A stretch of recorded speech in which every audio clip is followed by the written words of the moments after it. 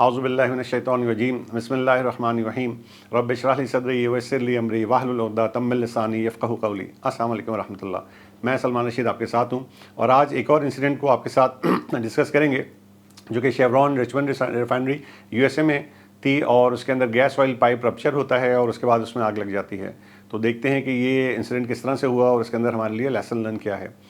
सबसे पहली चीज़ कि शेवरॉन रिचमंड रिफाइनरी जो है ये तकरीबन approximately 10 miles north east of San Francisco में थी, जो कि कैलिफोर्निया कॉन्ट्रा कोस्टा काउंटी में थी।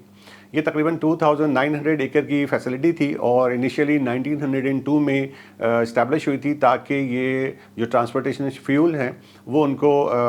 बना सके और जिसके अंदर गैसोलीन, डीजल और ल्यूब ऑयल शामिल थे। रिफाइनरी जो थी ये तकरीबन इसकी जो ऑपरेटिंग कैपेसिटी थी ये तकरीबन 2,50,000 barrel per day crude oil को प्रोसेस कर सकती थी। जो पहला स्टेप है रिफाइनिंग प्रोसेस का वो इस तरह से होता है कि वो क्रूड यूनिट में होता है, वहाँ पे क्रूड ऑयल को क्लीन किया जाता है और हीट किया जाता है इससे पहले कि उसको डिस्टिलेशन टावर में भेजा जाए।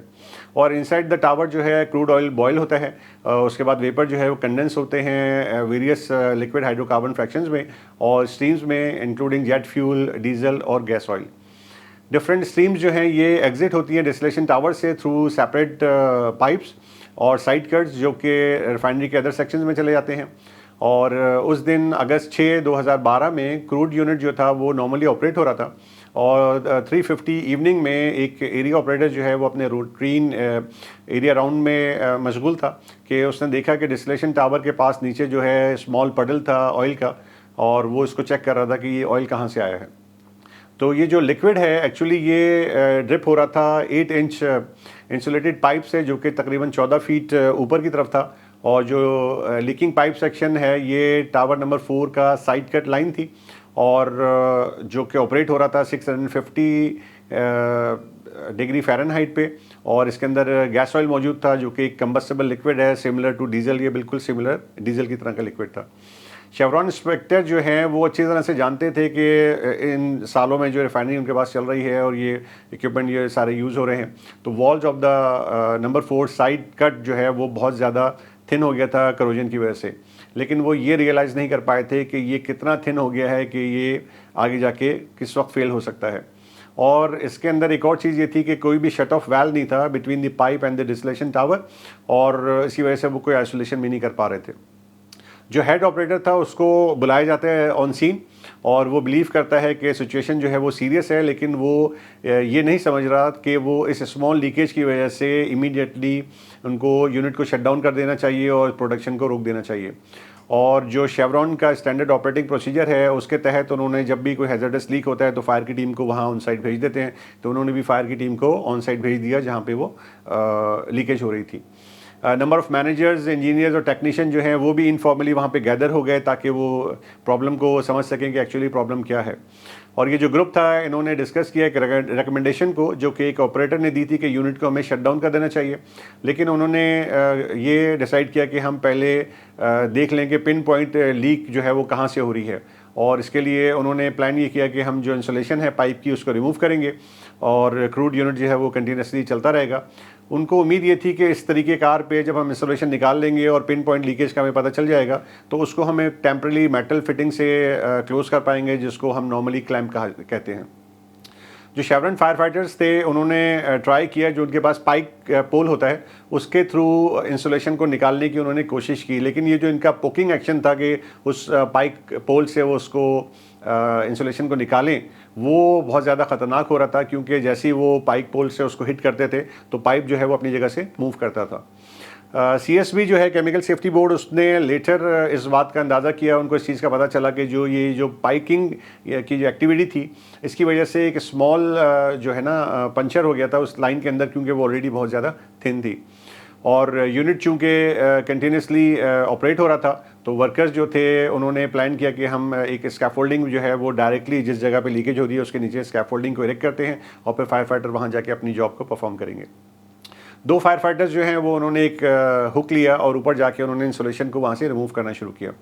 और जब वो ये काम कर रहे थे तो हाइड्रोकार्बन वेपर्स जो हैं वो इस एरिया से निकलने शुरू हो गए इंसुलेशन के नीचे से और दोनों फायर फाइटर्स जो हैं वो थोड़ा सा पीछे हो गए क्योंकि ये वेपर क्लाउड है ये बढ़ रहा था।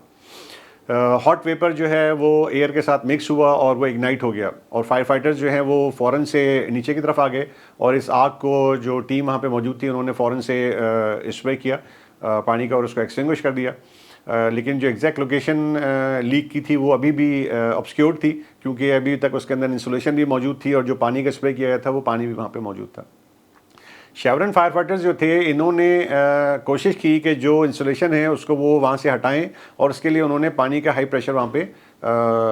इस्तेमाल करना शुरू किया, यानी जो ब्रांच पाइप थी उसके थ्रू उन्होंने पानी का जेट वहाँ पे मारना शुरू किया, ताकि इस तरीके कार से हम वहाँ से इंसुलेशन को हटा लेंगे। लेकिन इस वजह से कंडीशन जो है वो बहुत ज़्यादा वर्स हो गई, क्योंकि अच्छा खासा प्रेशर होता है पानी का, और उसका जब जेट आप इस तरह की पाइपलाइन पे मारेंगे जो ऑलरेडी बहुत ज़्यादा थिन हो चुकी है और जिसके अंदर एक पंचर भी हो चुका था जो उन्होंने पाइकिंग की एक्टिविटी की थी उसके नतीजे में, तो उसकी वजह से क्या हुआ कि हाइड्रोकार्बन जो है वो बहुत तेज़ी से स्प्रे होना शुरू हो गया उस पाइपलाइन से, और एक उन्होंने डिसीजन उस वक्त ये लिया मैनेजमेंट ने कि हम एमरजेंसी शटडाउन करते हैं और क्रूड के इस यूनिट को हम स्टॉप कर देते हैं। लेकिन ये बहुत देर हो चुकी थी इसमें, और सडनली जैसे ही ये लीकेज शुरू हुई है वेपर क्लाउड जो है वो फॉर्म होना शुरू हुआ है, और बहुत तेज़ी के साथ लार्ज इन्वेंट्री जो हाइड्रोकार्बन की थी डिसलेशन टावर से जो स्टार्ट हुई है लिकनली, उसने इस कहना चाहिए went through the rupture pipe, और इस रप्चर पाइप से जो सब निकल रहा था बहुत तेज़ी से फैलता चला गया। वेपर क्लाउड जो है वो 100 ऑफ फीट तक ये फैल गया, और ये जितने भी 19 लोग वहाँ पे मौजूद थे ये तमाम जो है उस वेपर क्लाउड के अंदर आ गए, और वेपर क्लाउड जो है वो बहुत ज़्यादा डेंस था और उनको अपना सामने का वे आउट भी नज़र नहीं आ रहा था। लेकिन उन्होंने कोशिश की कि वो इस डेंस वेपर क्लाउड से बाहर निकलें, क्योंकि उनको चूंकि नज़र कुछ नहीं आ रहा था तो वो फील करते हुए एरिया को वहाँ से निकल रहे थे, और कुछ लोग जो हैं वो अकड़ों बैठ के घुटनों और हाथों के बल से वो वहाँ से निकलने में कामयाब हो गए। तकरीबन 6:30 बजे, यानी कि जब ये वेपर क्लाउड यहाँ से रिलीज़ हुआ है उसके 2 मिनट के बाद हाइड्रोकार्बन जो है वो इग्नाइट हो गया, यानी उसके अंदर आग लग गई और एक पूरा एक फायर जो है वो वहाँ पे स्टार्ट हो गई। एक फायर फाइटर जो था वो फायर ट्रक के अंदर ही मौजूद था, और वो जब जैसे उसने ये फायर देखी है तो वो परेशान हो गया और उसने फ़ौरन से रेडियो पे हेल्प के लिए कॉल की है। लेकिन जब उसको किसी ने रिस्पॉन्ड नहीं किया रेडियो पे, तो उसने ये समझा कि जितने भी लोग वहाँ पर मौजूद थे वो तमाम जो है उनकी डेथ हो गई है। और जो आई विटनेस हैं वो बताते हैं कि वो फायर वॉल के अंदर से यानी अपनी गाड़ी से निकला, और चूँकि लकीली वो अपना टर्न आउट गियर और हेलमेट वगैरह पहना हुआ था, तो वो उस फायर वॉल से निकलते हुए अपने आप को बचा गया और कोई भी वहाँ पे फैटेलिटी नहीं हुई। जो टावरिंग वाइट वेपर क्लाउड था वो इतना बड़ा था कि वो सैन फ्रांसिस्को से भी नज़र आ रहा था उस अगस्त डे के अंदर, कि एरिया बिल्कुल जो कहना चाहिए एटमॉस्फेयर जो है वो बिल्कुल क्लियर था, तो बहुत दूर से ये वाइट क्लाउड भी नज़र आ रहा था। और जैसे ही ये कहना चाहिए आग लगती है तो जो dense plume of black smoke है ये बनना शुरू हुआ और ये रिफाइनरी से दूर जाता चला गया। द फायर जो है वो कंटिन्यूड हो गई, कई घंटे तक वो आग लगी रही, और अगले दिन भी यही कंडीशन चलती रही, और तकरीबन 15,000 जो लोग हैं उन्होंने कहना चाहिए ब्रीदिंग प्रॉब्लम्स और अदर सिम्टम्स की वजह से मेडिकल ट्रीटमेंट जो है वो नियर बाय हॉस्पिटल से उन्होंने ली है। इन्वेस्टिगेशन के दौरान में सीएसबी जो है उसको इस चीज़ का अंदाज़ा हुआ कि कार्बन स्टील पाइप जो है वो इंस्टॉल हुआ था 1976 में, और वो इतना थिन हो चुका था कि उसकी वजह से उसका ये फेलियर हो गया। और ये जो इतना थिन हुआ था कार्बन स्टील पाइप, इसकी जो वजह थी इसको हम कहते हैं सल्फाइडेशन करोजन। और ये जो कार्बन स्टील पाइप है नॉर्मली इसके साथ ये प्रॉब्लम रहता है कि इसमें सल्फाइडेशन करोजन हो जाती है, और उसकी वजह ये होती है कि एक लंबे अरसे तक स्टील जो है वो एक्सपोज होता है sulphur containing hydrocarbon high temperature, यानी जो सल्फर कंटेनिंग हाइड्रोकार्बन है ये हाई टेम्परेचर पे जब वहाँ पे मौजूद होते हैं तो वो पाइप को इफेक्ट करते हैं, करोजन इफेक्ट आता है और फिर वो आहिस्ता आहिस्ता थिन होता चला जाता है। और इस कंडीशन में जैसे वो फेल हो गया तो अगर हम प्रॉपर इंस्पेक्शन नहीं करेंगे, उसको रिप्लेस नहीं करेंगे तो इस तरह के इंसिडेंट हो जाते हैं। सीएसबी ने एक और चीज़ लर्न की कि जो सल्फाइडेशन करोजन था ये बहुत मेजर फायर का भी बाइस बना एक और शेवरॉन रिफाइनरी में जो कि सॉल्ट लेक सिटी यूटा में थी 2002 में। और शेवरॉन ने कहना चाहिए कि उस वक्त परफॉर्म किया था एक थॉरो इंस्पेक्शन, और उन्होंने जो नंबर 4 साइड कट पाइप था रिचमंड रिफाइनरी का उसकी एक अच्छे से इंस्पेक्शन भी की थी, और उस वक्त उनको पता चला था कि ये जो पाइप है ये बहुत तेज़ी से थिन हो रहा है, और जो कि 2012 में ये फेल भी हो गया। और उस वक्त भी उन्होंने जब इंस्पेक्शन की तो रिकमेंड किया था इस पाइप के सेक्शन को रिमूव किया जाए, रिप्लेस किया जाए, लेकिन अनफॉर्चुनेटली उसके बाद ना उस रिकमेंडेशन पे काम हुआ और ना ही दोबारा से कोई इंस्पेक्शन हुई। 2009 में शेवरॉन एक्सपर्ट्स जो थे उन्होंने रिकमेंड किया था कि every segment of high risk carbon steel pipe जो है उसको इंस्पेक्ट होना चाहिए और उसके अंदर जो करोजन की फॉर्मेशन है उसको चेक किया जाना चाहिए, लेकिन वो नहीं हो सका। और during a maintenance turnaround of the crude unit 2011 में शेवरॉन इंस्पेक्टर ने एक दफ़ा फिर इसको एग्जामिन किया, तमाम लोकेशन को तो नहीं, लेकिन नंबर 4 साइड कट जो था उसकी सिग्निफिकेंट थिनिंग को उन्होंने अच्छे से देख लिया था और कुछ सेक्शंस को भी रिप्लेस किया था, लेकिन वो जो साइड कट था नंबर 4 वो रिप्लेस नहीं हो सका। और मैनेजर्स के उस वक्त थिंकिंग ये थी कि जनाब ये जो लाइन है ये अभी थिक एनफ है कि ये सर्विस प्रोवाइड कर सकती है और इसकी रिप्लेसमेंट जो है वो उन्होंने सोचा था कि अगले 5 साल तक हो जाएगी। अकॉर्डिंग टू CSB इन्वेस्टिगेटर, जो की लेसन है कि every segment of the piping should have been inspected, कि इस तरह का जो मटेरियल होता है